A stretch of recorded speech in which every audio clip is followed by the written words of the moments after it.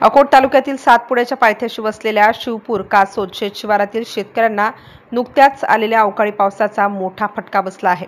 अचानक आलेल्या वादळी वारा व पावसामध्ये वीज पडून निंबाच्या झाडाला बांधलेली बैलजोडी दगावल्याची घटना घडली।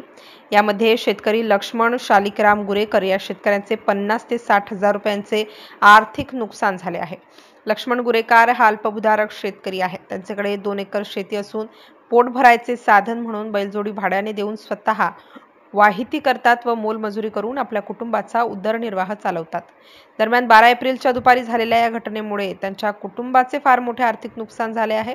शासनाने याबाबत त्वरित दखल घेऊन नुकसानग्रस्त शेतकऱ्याला तात्काळ आर्थिक मदत देण्याची मागणी नागरिकांकडून करण्यात येत आहे।